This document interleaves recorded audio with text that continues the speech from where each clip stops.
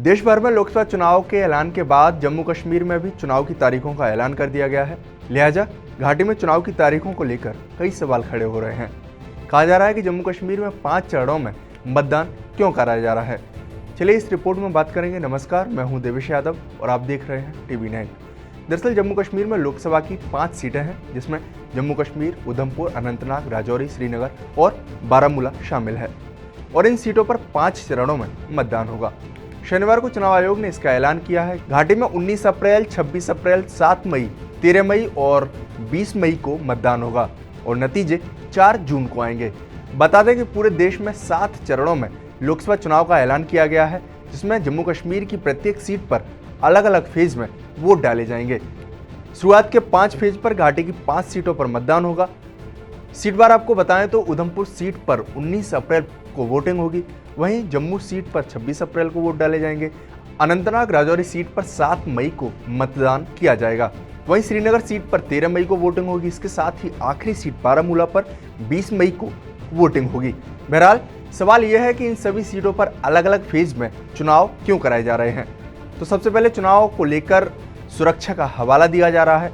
कहा जा रहा है कि जम्मू कश्मीर संवेदनशील केंद्र शासित प्रदेश है।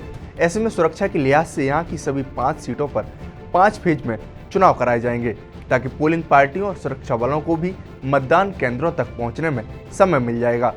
इसके अलावा एक तर्क और भी है, जिसको लेकर कहा जा रहा है कि जम्मू कश्मीर की भौगोलिक दृष्टि भी एक बड़ी वजह है, क्योंकि यहाँ पहाड़ी इलाके भी हैं जहाँ चुनाव की प्रक्रिया में समय लगेगा। ऐसे में 5 फेज में चुनाव कराए जा रहे हैं। इलेक्शन कमीशन ऑफ इंडिया ने श्रीनगर में 2 दिन के दौरे के दौरान ये स्पष्ट किया कि जम्मू कश्मीर में सुरक्षा को देखते हुए वो तमाम फैसले लेंगे, चाहे वो असेंबली के चुनाव हो या लोकसभा के चुनाव हो। इसी के चलते 2 बड़ी चुनौतियां जम्मू कश्मीर में चुनाव को लेकर रहती है। उसमें सबसे बड़ी चुनौती रहती है सुरक्षा की, क्योंकि चुनाव के आसपास और चुनाव के दौरान आतंकी हमलों का खतरा रहता है।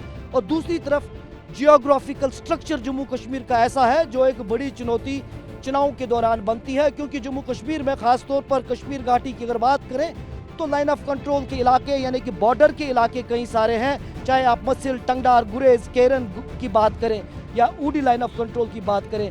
वहीं दूसरी तरफ पहाड़ी इलाके भी जम्मू कश्मीर में काफ़ी सारे हैं, जिसके चलते मैन पावर जो है वो बहुत ज़्यादा ज़रूरत पड़ता है चुनाव के दौरान। वही पैरामिलिट्री फोर्स भी सफलपूर्ण और सुरक्षित चुनाव करने के लिए जम्मू कश्मीर में आवश्यकता होती है। और लगातार इलेक्शन कमीशन ऑफ इंडिया इन्हीं 2 मुख्य कारणों को मद्देनजर रखते हुए 5 फेजेस में चुनाव करा रहे हैं।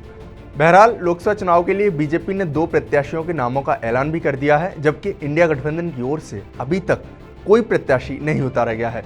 बता दें कि बीजेपी ने जिन 2 उम्मीदवारों के नामों का ऐलान किया है, उसमें उधमपुर से केंद्रीय मंत्री जितेंद्र सिंह को टिकट मिली है, जबकि जम्मू सीट से जुगल किशोर शर्मा को पार्टी ने टिकट दिया है।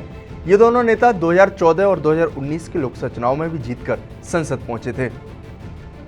वहीं अन्य सीटों पर जीतने वालों में अनंतनाग से हसनैन मसूदी शामिल थे, जो फारूक अब्दुल्ला की अगुवाई वाली जम्मू कश्मीर नेशनल कॉन्फ्रेंस से चुनाव लड़े थे।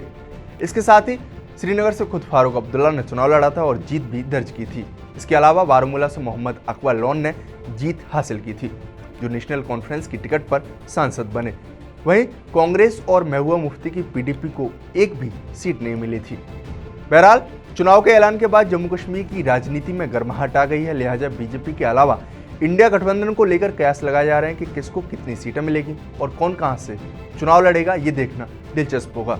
आपको हमारा वीडियो कैसा लगा हमें कमेंट बॉक्स में जरूर बताएं। साथ ही हमारे चैनल को सब्सक्राइब करना न भूलें। शुक्रिया।